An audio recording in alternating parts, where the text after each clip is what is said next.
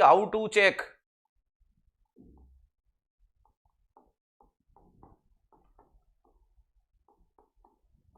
NG tubes placement. तो ध्यान रखिएगा, अगर आपने दोस्तों कोई नई ट्यूब लगाई है, अगर आपने कोई नई ट्यूब लगाई है तो कंफर्मेशन के लिए ध्यान रखिएगा, दोनों साइड में लिख रहा हूं, यहां लिख रहा हूं न्यू ट्यूब और यहां लिख रहा हूं ओल्ड ट्यूब। तो ध्यान रखिएगा, अगर अपन बात करते हैं दोस्तों कि आपने नई ट्यूब लगाई है तो सबसे पहला जवाब जाएगा एक्सरे, और इस एक्सरे के कोष्टक में क्या लिख लेना, कंफर्मेशन। इस एक्सरे के कोष्टक में क्या लिख लेना, कंफर्मेशन। लेकिन इसके अलावा क्या देखने को मिल सकता है, तो ध्यान रखिएगा वूज साउंड। वूज साउंड क्या होता है, तो ध्यान रखिएगा प्यारे दोस्तों, आप 10 ml एयर को पुश करोगे, 10 ml एयर को पुश करोगे और ध्यान रखिएगा पुश करना है और उसको साउंड को क्या करना है, आस्कल्टेशन करना है, और आस्कल्टेशन एट स्टोमक। और अगर वो आपको स्टोमक में सुनाई देता है तो उसे क्या बोला जाता है, वूज साउंड बोला जाता है। दूसरे नंबर पे क्या देखने को मिल सकता है, तो gastric content aspiration, gastric content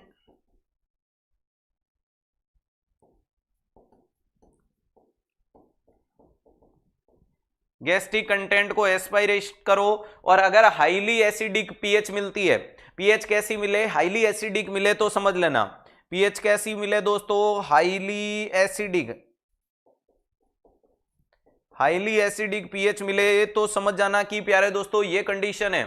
और नेक्स्ट आपके सामने क्या देखने को मिलता है, तीसरी कंडीशन के लिए अगर जाना जाए, अगर तीसरी कंडीशन के लिए अगर अपन जाने की कोशिश करते हैं कि क्या देखने को मिलेगा, तो dip the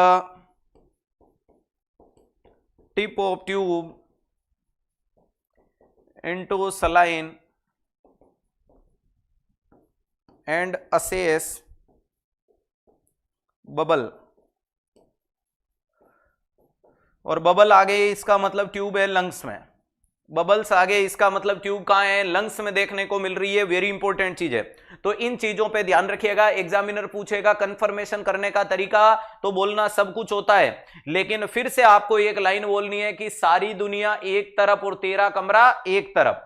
अरे ये सारी दुनिया एक तरफ और तेरा कमरा एक तरफ चेक करने को वूज साउंड भी करते हैं, गैस्ट्रिक कंटेंट भी करते हैं, डिप, अरे dip the tip of tube, tube की डिप को डिप करो, और अगर बबल्स आते हैं तो लंग्स हैं। लेकिन ओल्ड ट्यूब है, लेकिन प्यारे दोस्त अगर ओल्ड ट्यूब है, और ओल्ड ट्यूब का मतलब आप फीडिंग देने से पहले चेक करना चाहते हो, और इसमें कब चेक करना है, check before every feeding, before every feeding, every feeding. और इसके लिए आपको कंफर्मेशन पूछे, और इसके लिए आपको क्या पूछे, कंफर्मेटरी बताओ, तो आपको इस कंफर्मेटरी को उस कंफर्मेटरी से नहीं जोड़ना है।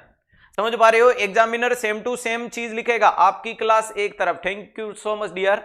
ध्यान रखिएगा, एग्जामिनर लिखेगा एनजी ट्यूब का प्लेसमेंट को कंफर्मेशन करने का क्या तरीका होगा फीडिंग देने से पहले, और आप सोचोगे कंफर्मेशन तो एक्सरे है, तो बेटा एक्सरे नई ट्यूब का कंफर्मेशन है, हर एक बार एक्सरे नहीं करना है। अगर पुरानी ट्यूब है और आपको कंफर्मेशन करना है तो क्या करो, बेस्ट जवाब होगा gastric content, gastric content, gastric content को क्या करो, एस्पाइरेट करो।